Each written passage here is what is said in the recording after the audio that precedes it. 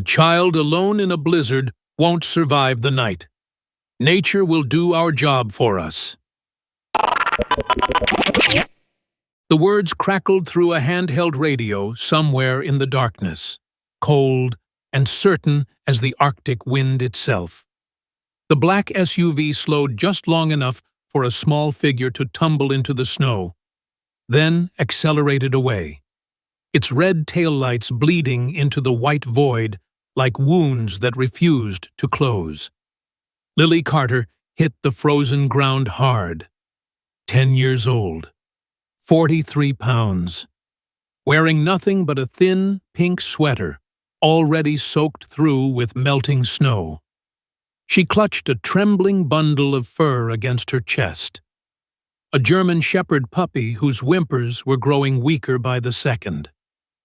The puppy's front leg hung at a wrong angle, caught hours ago in a steel hunting trap during their escape.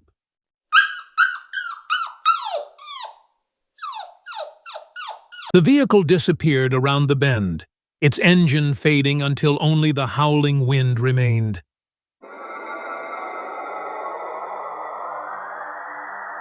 Lily did not scream. She had learned 8 months ago that screaming only brought the wrong kind of attention. Instead, she pressed herself against a snow-covered boulder, making her body as small as possible, and whispered into the puppy's ear, "We made it out, Ash. We made it out." But even as she said the words, she knew they might be the last lie she ever told. The temperature had already dropped below -15. Her fingers were turning blue. And somewhere behind her, men with legal documents and kind voices were already planning their next move. What Lily did not know, could not possibly know, was that half a mile away, a man who had sworn never to save anyone again was about to break his own promise. And in the end, it would be the broken soldier who needed saving most of all. The blizzard had been building for 3 days over the Alaska-Canada border, the kind of storm that made even seasoned rangers stay indoors and pray. Daniel Frost sat alone in an abandoned weather monitoring station, watching the fire crackle in the iron stove that was the cabin's only source of warmth. The flames cast dancing shadows across walls that had seen better decades, illuminating maps covered in weather notations and a radio system that looked older than the man himself. At 42, Daniel still carried himself like the Navy SEAL he had once been. Broad shoulders that had carried wounded teammates across desert sands. Hands that had performed battlefield surgery under enemy fire. Eyes the color of gunmetal that had seen things no amount of whiskey could wash away. A scar ran from his left temple to his jaw, a souvenir from an explosion that should have killed him. Sometimes he wished it had. Ghost lay at his feet, a Belgian Malinois with graying fur around his muzzle, and the vigilant stillness of a dog who had spent 8 years in combat zones. The canine's ears remained perpetually alert, scanning for threats that existed only in memory now. Ghost had been discharged from military service the same year as Daniel, both of them deemed too damaged to continue. The official paperwork called it psychological trauma. Daniel called it a blessing that kept him alive long enough to hate himself another day. The cabin creaked under the assault of wind, and Daniel reached for the photograph on the shelf beside him. 7 faces smiled back at him from the frame, children between the ages of 6 and 12, their eyes bright with the hope of rescue. He had taken that photo 3 hours before the operation went wrong. 3 hours before faulty intelligence and a coordinated ambush turned a rescue mission into a massacre. He remembered the youngest one most clearly. Aletice, with dark eyes and a gap-toothed smile, who had held his hand during the extraction brief. "You'll get us out," she had said with absolute certainty. Soldiers always save people. Daniel set the photograph face down on the shelf where it had rested for 3 years now. He could not bring himself to throw it away, but neither could he bear to look at those faces while he slept.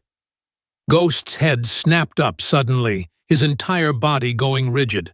A low growl built in his throat, not aggressive, but alert. The sound he made when something in the wilderness demanded attention. Daniel had learned long ago to trust that instinct more than any piece of military technology. "What is it, boy?" The dog rose and padded to the door, his nose working the gap beneath the frame where cold air seeped through. His tail remained still, his breathing measured. Whatever had caught his attention was not an immediate threat, but it was something. Daniel pulled on his thermal jacket and opened the door to a wall of white. Snow came down so thick he could barely see 10 feet in any direction, the wind cutting through his clothing like it had personal grievances to settle. Ghost slipped past him into the storm without hesitation, his dark form disappearing into the swirling white, almost immediately. "Ghost, hold!" The dog stopped, looking back at his handler with an expression Daniel had seen 100 times before. The expression that said something was wrong, and they both knew what had to happen next. Daniel grabbed his emergency pack from beside the door and followed the dog into the night. The tracks appeared after 50 yards of difficult trudging through knee-deep snow. Small footprints, partially filled but still visible, leading away from the main road into the forest. Daniel crouched to examine them, his tactical mind already cataloging details. Child-sized, maybe 40 pounds. Unsteady gait, suggesting exhaustion or injury. And beside the footprints, something that made his blood run colder than the Arctic air. A trail of blood droplets, already freezing into dark crystals on the snow. Ghost was already moving, his nose to the ground, following the scent trail with the focus that had made him one of the most decorated military dogs in his unit. Daniel followed close behind, his eyes scanning the tree line for any sign of pursuit or ambush. Old habits died hard, especially the ones that kept you alive. The third detail stopped him cold. On the trunk of a pine tree at shoulder height, someone had carved a mark into the bark. 2 diagonal lines crossing a vertical slash. A tracking symbol used by military reconnaissance units to mark safe paths through hostile territory. Daniel stared at the mark for a long moment, his mind racing through possibilities. This was not something a lost child would know. This was not something most adults would know. Whoever had made this mark had been trained, however briefly, in survival techniques that belonged in war zones rather than wilderness rescue scenarios. He pressed forward with renewed urgency. Ghost found her first. The dog stopped at the entrance to a small rock formation, a natural shelter barely large enough to block the wind, and sat down with the patience of a sentinel waiting for orders. His tail did not wag, but neither did he bark. He simply watched, his intelligent eyes tracking something Daniel could not yet see. Daniel approached slowly, each footstep deliberate. And then he saw her. A girl, no more than 10 years old, curled into a ball against the rock face, with her knees drawn to her chest. Her pink sweater was soaked through, the fabric clinging to her thin frame like a second skin. Her lips had turned a dangerous shade of blue, and her whole body trembled with the kind of shaking that came before hypothermia stopped the shaking altogether. In her arms, she clutched a German Shepherd puppy that looked barely 4 months old. The animal's front left leg was wrapped in what appeared to be a torn piece of fabric, but blood had soaked through the makeshift bandage. The puppy whimpered softly, too weak to do more than press itself closer to the girl who held it. The girl's eyes snapped open at Daniel's approach, not with relief, with terror. She scrambled backward, pressing herself harder against the rock, as if she could somehow phase through solid stone. The puppy in her arms let out a weak growl, its tiny body tensing despite its obvious pain. The girl's arms tightened around it protectively, her fingers turning white with the force of her grip. Daniel stopped immediately. He had seen that look before, in the eyes of child soldiers, in the eyes of trafficking victims, in the eyes of people who had learned that the appearance of help often preceded something far worse than being alone. He did not move closer. Instead, he slowly removed his gloves and held up both hands, palms facing the girl, showing her that he carried no weapons and intended no harm. "It's okay," he said, keeping his voice low and even. "I see you." The girl did not relax. Her breath came in short, panicked gasps that sent clouds of vapor into the freezing air. Her eyes darted from Daniel to Ghost to the darkness beyond, calculating escape routes that did not exist. Ghost, as if reading the moment better than any human could, rose from his sitting position and walked slowly toward the girl, not charging, not threatening, simply approaching with the calm assurance of an animal who understood fear and chose gentleness instead.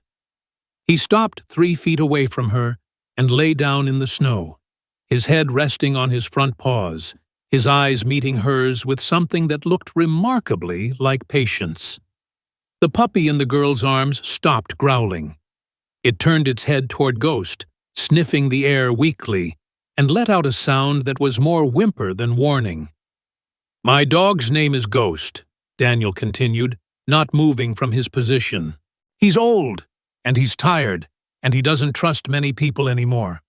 But he decided to come out in this storm tonight because he knew someone needed help." The girl's gaze shifted to Ghost, then back to Daniel. The terror remained, but something else flickered behind it now. Something that might have been hope, or might have been the desperate wish that hope was still possible. "Don't," she whispered, her voice cracked and raw. "Don't take me back."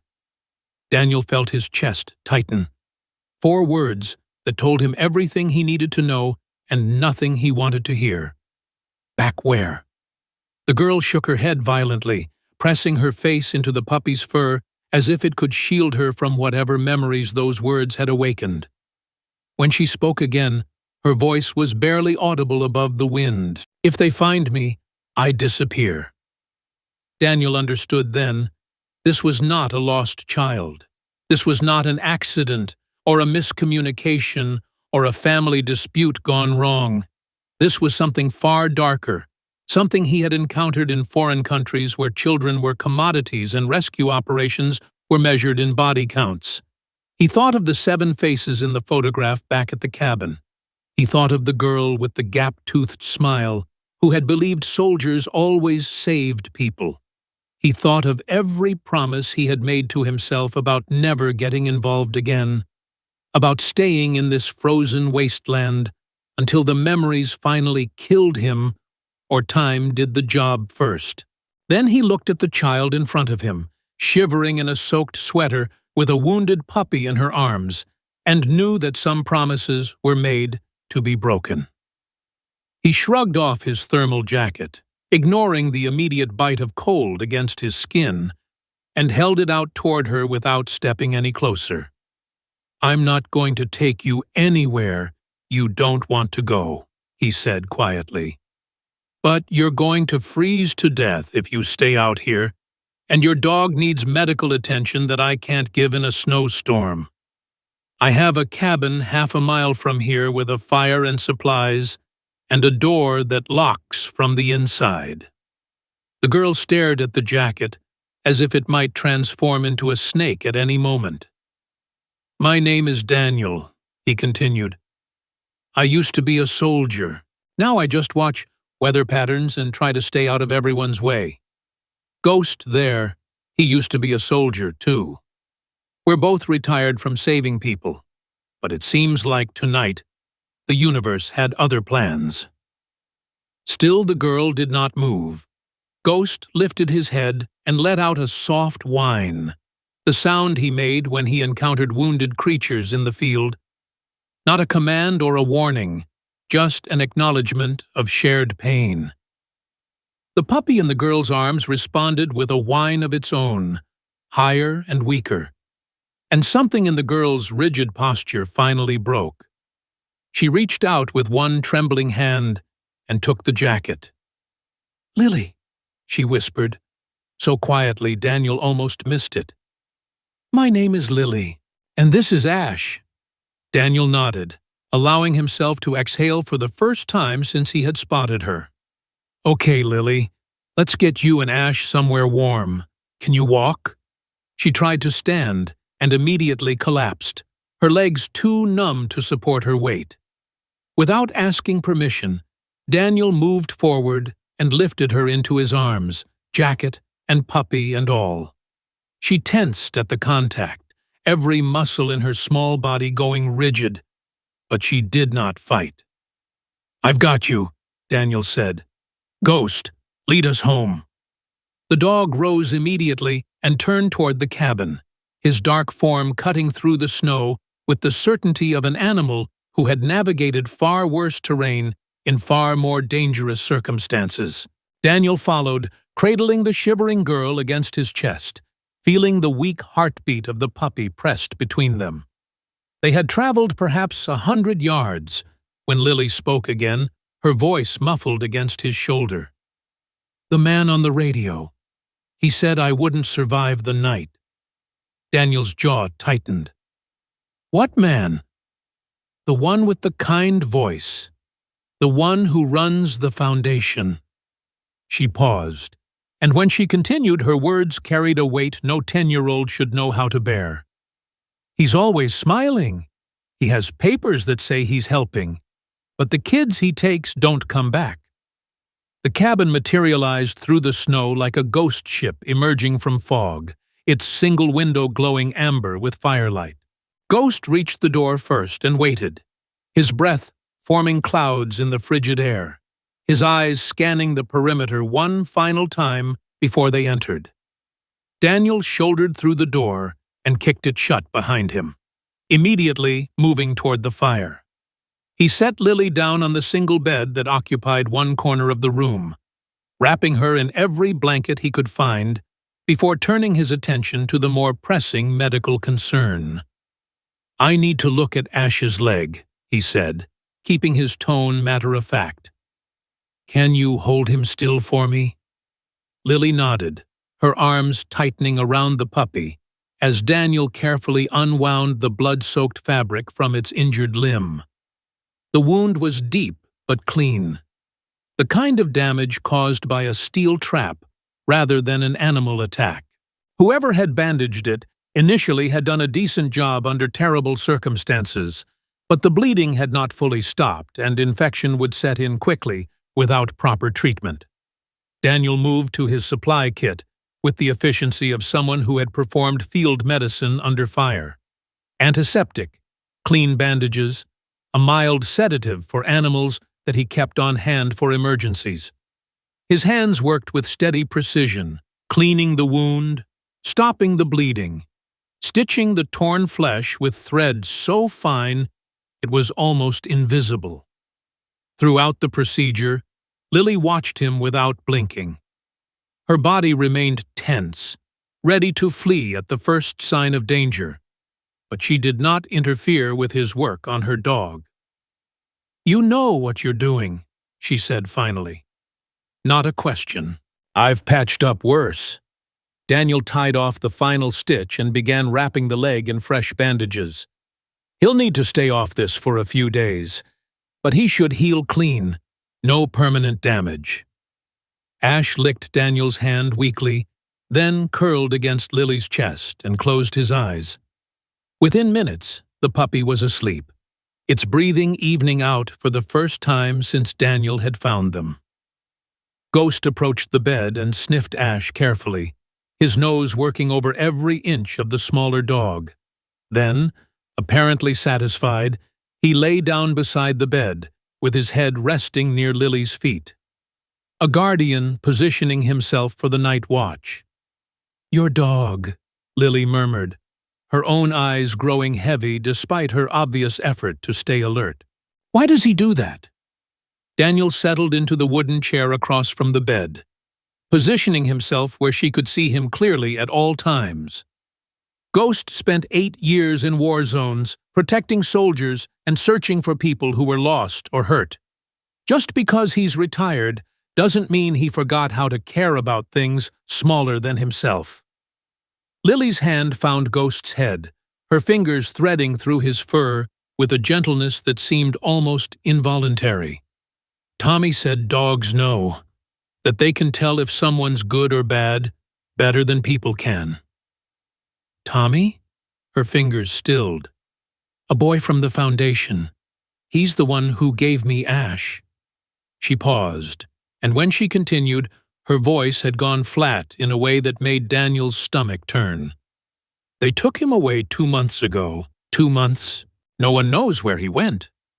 Daniel said nothing. There was nothing to say that would make that truth less terrible. The fire crackled in the silence, sending shadows dancing across the cabin walls. Outside, the storm continued its assault on the mountains, piling snow against the door and window, with the mindless persistence of nature at its most unforgiving. Inside, something far more delicate was taking place, a fragile bridge being built between two broken people who had every reason to trust no one. Lily's eyes finally closed, exhaustion winning the battle against vigilance. Her hand remained on Ghost's head, her breathing slowly synchronizing with the rise and fall of his ancient ribcage. Ash whimpered once in his sleep, then settled deeper into her arms. Daniel watched them for a long time. The girl and the 2 dogs, 3 damaged creatures who had somehow found each other in the middle of a blizzard that should have killed them all. He thought about the voice on the radio that Lily had mentioned, the man with the kind voice and the legal documents, and the children who disappeared. He thought about the marks on the trees, the survival techniques that someone had taught her, the way she had not screamed when she fell from the vehicle, because she had learned that screaming brought the wrong kind of attention. He thought about the 7 faces in the photograph on his shelf, and the promise he had made to himself 3 years ago in a military hospital where they had to sedate him to keep him from walking into traffic. Never again. Never get involved. Never try to save anyone, because saving people meant watching them die and carrying their ghosts for the rest of your worthless life. But Ghost had trusted the girl on sight, and Ghost had not been wrong about a human being in 8 years of service.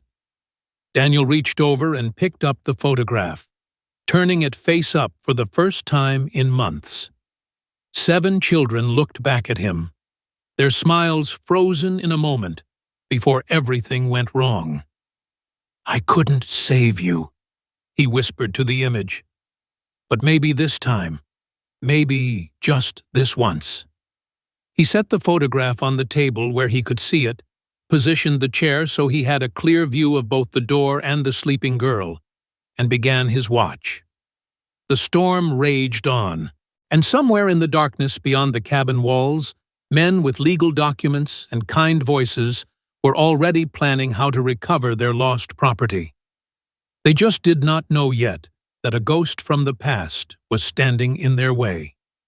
Dawn crept through the frost-covered window without fanfare, the storm still battering the cabin walls, but the darkness gradually surrendering to gray half-light. Daniel had not slept.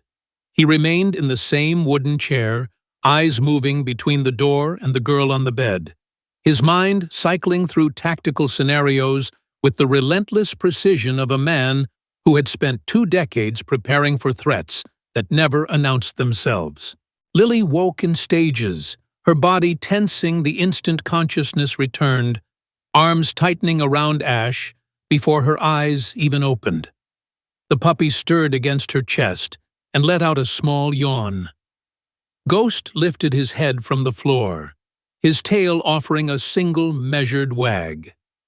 "You stayed," Lily said, her voice rough with sleep, but carrying an undertone of surprise.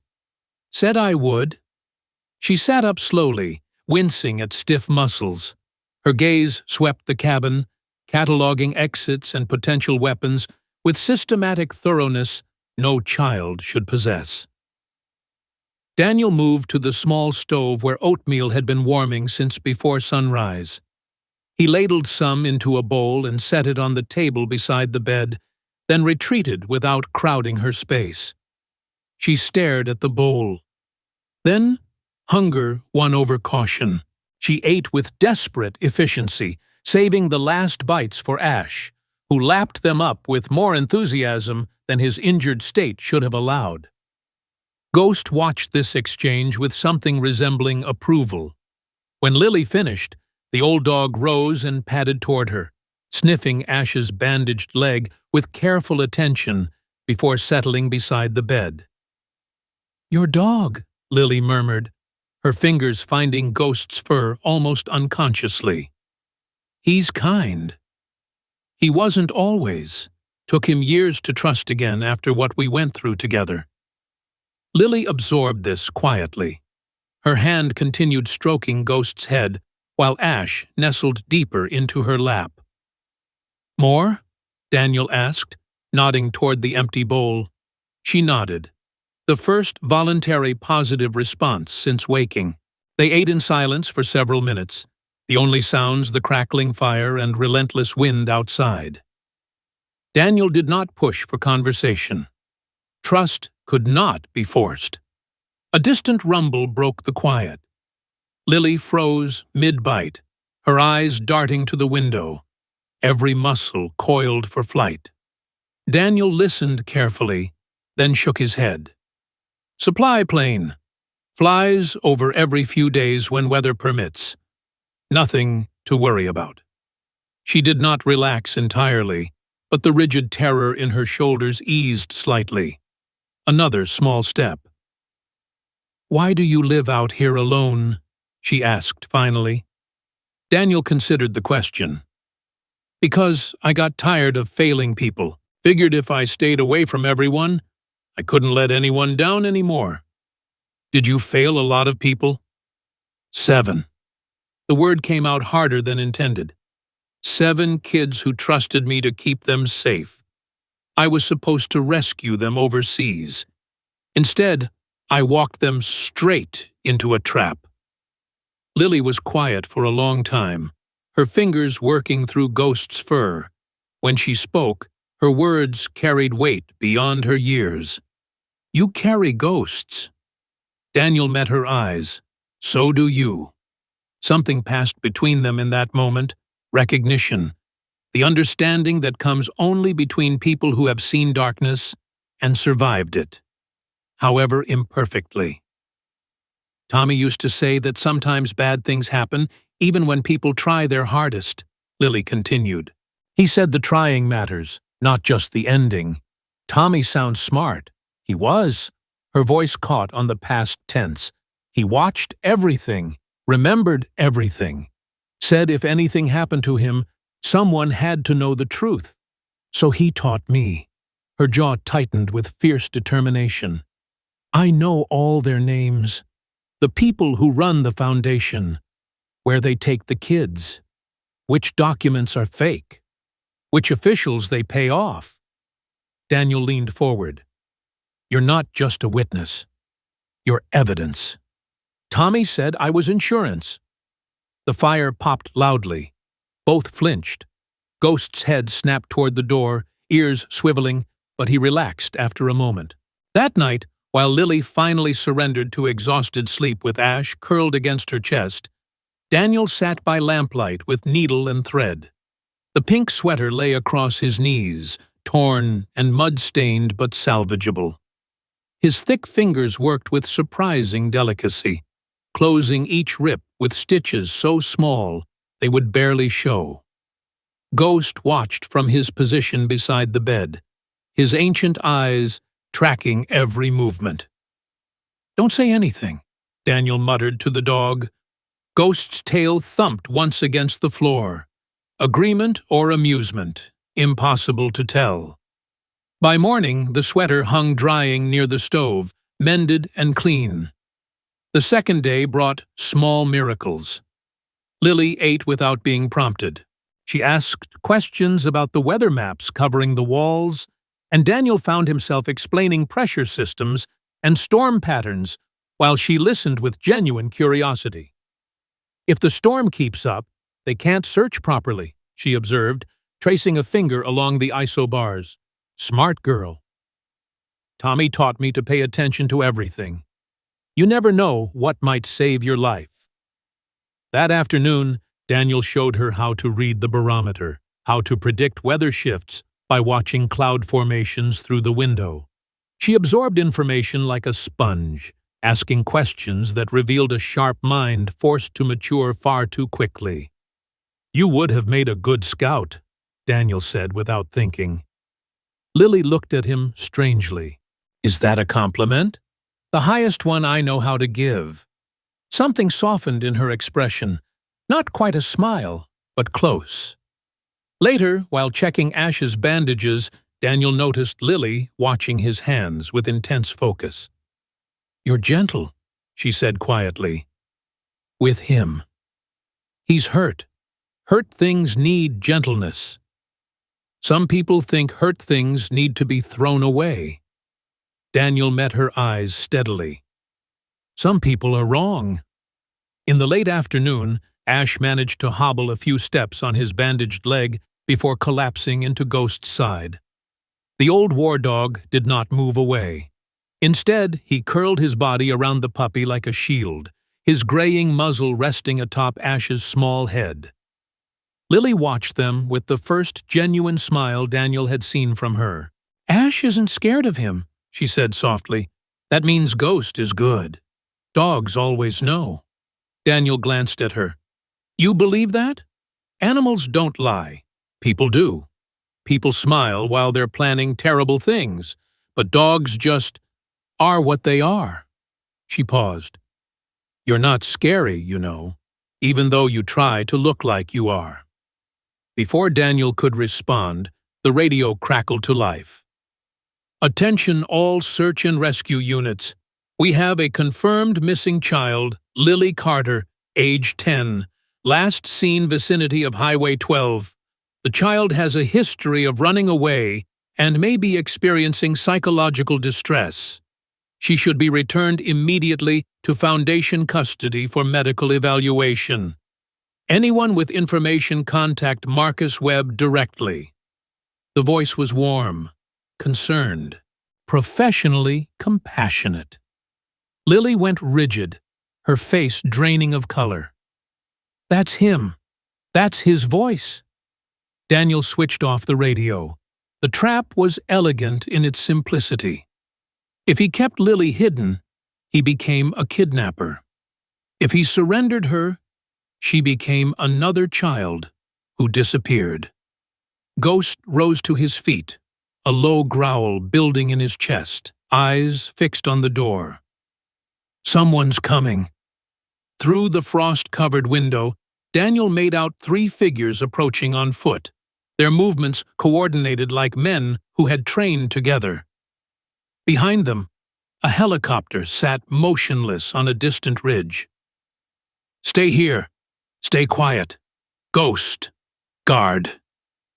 The dog positioned himself between Lily and the door. Daniel stepped outside before they could knock. Marcus Webb stood at the front, his smile precisely as warm as his radio voice. Perhaps 50, dressed in a jacket that cost more than most people's monthly rent, silver hair perfect despite the wind. 2 men in security uniforms flanked him. Mr. Frost, what a relief. We received reports you might have encountered our missing girl. How do you know my name? Standard procedure. We coordinate with local residents. Webb's tone remained pleasant. Lily is a troubled child. Severe trauma, attachment disorders that cause her to fabricate stories. We only want what's best for her.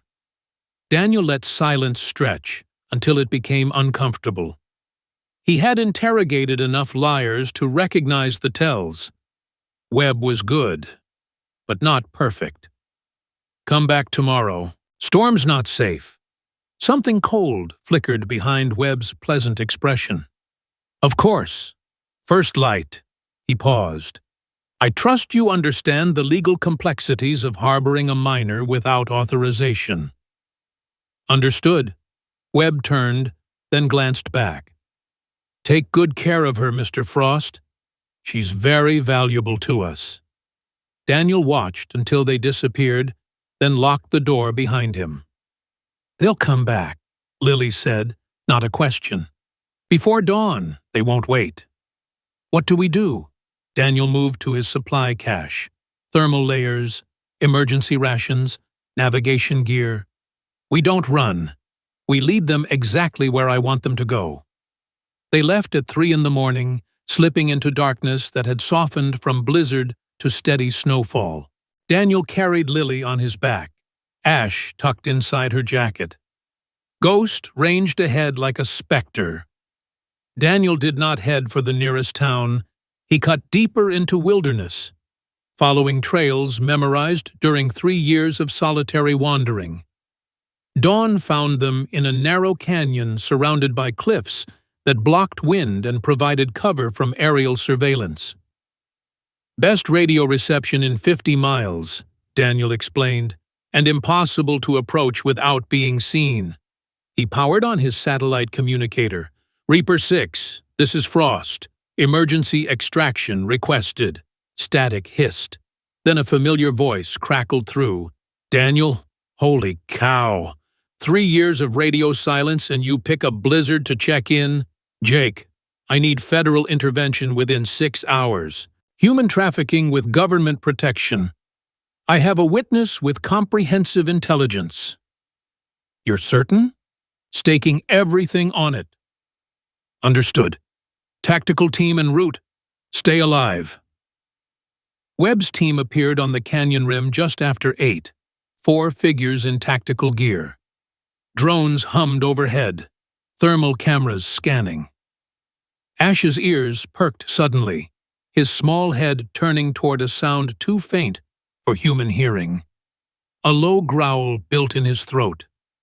Drone, Lily whispered, pressing deeper into the crevice. Ash can hear them before they get close. He's been doing it since we left. Daniel filed that information away. The puppy was learning, adapting, becoming something more than just a pet. Ghost positioned himself at the crevice entrance, his body low, every muscle coiled with the readiness of 8 years of combat experience. Old, yes. Tired, certainly. But when the moment demanded, the warrior inside him remembered everything. Daniel had positioned himself on a ledge overlooking the only approach, Lily hidden in a crevice behind him, both dogs guarding her position. Webb's amplified voice echoed off the walls. Mr. Frost, the girl belongs to the Foundation. Surrender her now. I know what you are, Daniel called back. I know about the children. And in 2 hours, so will the FBI. Webb laughed coldly. Who believes a hermit over a respected organization? We have lawyers, connections, resources you cannot imagine. You know what I used to do for a living, Webb? Daniel's voice carried across the canyon, calm and certain. I hunted people like you. Men who thought their money and connections made them untouchable. And I never once lost a target I was sent to find. The smile on Webb's face flickered. For the first time, uncertainty crept into his eyes. The tactical team advanced. Daniel moved through the canyon like smoke, drawing them deeper into terrain he knew intimately. Ghost worked in perfect synchronization, appearing from unexpected angles, driving individuals toward predetermined positions. Then it happened. Daniel was crossing a narrow ridge when the old injury in his lower back seized without warning. The explosion in Afghanistan had left shrapnel near his spine, fragments the surgeons deemed too dangerous to remove. Most days he managed. Today, his body chose betrayal. His right leg buckled. He slid sideways, scrambling for purchase on ice-slicked rock, and then the ground vanished beneath him. He fell 15 feet into a snow-filled crevasse, landing hard on his side. Pain exploded through his back, his vision swimming, his lungs refusing to draw breath. Above him, the gray sky seemed impossibly far away. "Daniel!" Lily's voice, high and terrified. He tried to respond, but his body would not cooperate. The cold was already seeping through his jacket, the snow packing around him like a frozen grave. Lily's face appeared at the edge of the crevasse, pale with fear. Ghost stood beside her, whining urgently. "I'm coming down," she called. "No," Daniel managed to force the word out. "Run. Get to the extraction point. Jake will find you." Lily disappeared from view.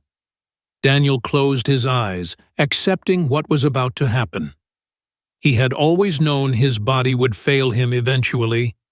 At least the girl had a chance now. At least this time, the child might survive. Then he heard something impossible. The sound of rope sliding against rock. He opened his eyes to see Lily rappelling down the crevasse wall, using the emergency cord from his dropped pack, her small hands gripping the line with white-knuckled determination. She had anchored it to a boulder above, the knot rough but holding. "What are you doing?" he rasped. "You said you wouldn't leave me." She reached the bottom and crouched beside him, already working to loop the rope under his arms. "So I'm not leaving you." "Lily, I can't climb. My back—" "Then I'll pull you." "You're 10 years old. You can't. Watch me." She scrambled back up the rope with the agility of a creature half her size, then braced herself against the boulder. Ghost moved beside her, gripping Daniel's jacket collar in his teeth. Together, a 90-pound girl and an aging war dog began to haul a 200-pound man out of a frozen grave. It should not have worked. Physics said it was impossible. But Lily Carter had spent 8 months learning that impossible was just a word adults used when they did not want to try hard enough. Inch by inch, Daniel rose. The pain was blinding. He used his arms when he could, his good leg when the rope slipped, pure stubbornness when everything else failed. When he finally crested the edge, Lily grabbed his jacket and pulled with every ounce of strength in her small body. He collapsed onto solid ground, gasping, trembling, alive. Ghost released his grip and immediately began licking Daniel's face, whining with relief. Ash hobbled over and pressed his small, warm body against Daniel's side. Lily knelt beside him, tears freezing on her cheeks, her whole body shaking with exertion and emotion. "You said you wouldn't leave," she whispered, "so I won't leave either." Daniel looked at her, not through her, not past her, to the ghosts that had haunted him for 3 years. He saw Lily. Just Lily. A 10-year-old girl who had chosen to save him when running would have been smarter, safer, easier. In that moment, something that had been frozen inside him for 3 years finally cracked. "Thank you." 2 words he had not spoken to anyone since Afghanistan. 2 words that meant everything. The sound of helicopters reached them before he could say anything else. Military-grade Blackhawks, 3 of them, descending through clouds with unmistakable federal authority. Jake Morrison jumped from the lead aircraft, flanked by agents bearing FBI insignia. "Daniel Frost, you always had a talent for dramatic timing." "Good timing yourself. Secure the perimeter," Jake ordered his team. "Everyone in Webb's group in custody. Clean." The arrests unfolded with professional efficiency. Webb protested loudly, demanding lawyers, threatening consequences, invoking names of senators and judges who would hear about this outrage. His pleasant mask had shattered completely, revealing the predator that had always lurked beneath the polished surface. Lily emerged from cover as the last of Webb's team was led away in restraints. She walked toward him with Ash cradled in her arms, Ghost flanking her like a sentinel who would never abandon his post. Her pink sweater, mended with careful stitches, caught the morning light. Webb's expression twisted with fury, and something else. Fear. The fear of a man who had always believed himself untouchable, now watching his empire crumble because of a child he had dismissed as disposable. Webb's expression twisted with fury. "You foolish girl! The Foundation has resources beyond—" "I remember everything." Lily's voice rang clear and steady across the canyon. "Every name, every number, every child you took and where you sent them. Tommy made sure I would never forget." She stood before the man who had terrorized her for 8 months, this small girl in a mended pink sweater holding a wounded puppy, and she did not flinch. "No one else is going to disappear. Not anymore." Daniel stepped forward, placing himself between Lily and Webb. "She's done talking to you." 6 months later, the first snow of winter fell on a cabin transformed. Smoke rose from the chimney, carrying scents of wood fire and fresh cookies. Christmas lights lined the windows. A wooden sign beside the door read, "The Frost Family." In letters a child had clearly helped paint. Daniel stood on the porch, watching 2 dogs race through fresh powder. Ghost moved slower now, his old joints protesting, but his eyes still held the sharp awareness of a warrior who had found peace. Ash bounded around him in joyful circles, fully healed, ears standing tall, learning from the veteran how to be brave. The federal investigation had dismantled the Foundation's network completely. 23 children rescued, 14 arrests. A paper trail leading to corrupt officials in 3 states. Lily's testimony had been the key. 6 hours of precise, devastating recollection. A 10-year-old girl had brought down an entire trafficking operation with nothing but her memory and her refusal to disappear. The generals had called afterward, offering Daniel a return to active duty. Consulting positions, training roles. He had declined them all. "I already have a mission," he had told Jake. "The most important one." The adoption had been finalized 2 weeks ago. Lily Carter was now Lily Frost. Jake had testified on Daniel's behalf. So had generals, senators, and a former Secretary of Defense who remembered a young SEAL carrying wounded children through enemy fire. "That little girl needs exactly that kind of father," Jake had told the judge. "And honestly, he needs her just as much."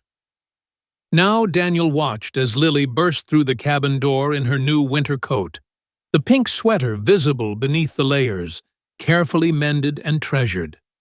She sprinted toward the dogs and dropped to her knees in the snow, laughing as Ash covered her face with kisses. Ghost settled beside her, tail wagging slowly, content. "Dad!" She looked up at Daniel, and the word still caught somewhere deep in his chest. "Come play with us!" Daniel stepped off the porch into the snow. That night, they sat together by the fire, Lily tucked against Daniel's side, Ash in her lap, Ghost at their feet. Flames cast dancing shadows across walls now covered with photographs. The picture of the 7 children still held its place on the mantel, but it no longer faced down. Now it stood alongside new photos, Lily's adoption day, Ghost and Ash tangled together in sleep. Daniel smiling, actually smiling, something he had forgotten was possible. "You saved me," Lily said quietly. Daniel shook his head. You pulled me out of that canyon when you could have run. You testified for 6 hours when most adults would have broken. You saved yourself, Lily. I just happened to be there when you needed a door." She considered this. "So we saved each other?" "Yeah, kid." His voice roughened with emotion he no longer tried to hide. "I guess we did." Ghost sighed contentedly. Ash yawned, showing all his growing teeth. Lily giggled. "They agree." Outside, snow continued falling, covering the world in white. Inside, firelight illuminated a family that had found each other in impossible circumstances and chosen to stay. Sometimes miracles arrive not with thunder, but with tiny footprints in snow, a wounded puppy who refused to surrender, and a broken soldier who discovered that healing means finding something worth protecting. Daniel Frost spent 3 years believing he could save no one. Lily Carter spent her life believing no one would save her. They were both wrong. Because sometimes the people who need saving most are exactly the ones capable of saving each other. And sometimes family has nothing to do with blood. Sometimes family is 2 humans and 2 dogs who met in a blizzard and decided that alone was no longer acceptable. The camera pulls back slowly. A cabin glowing against vast white wilderness. Smoke curling from the chimney. Laughter echoing through walls that had known only silence for far too long. A man who lost everything. A girl who almost vanished. An old warrior teaching a young one how to be brave. They chose each other, and that made all the difference.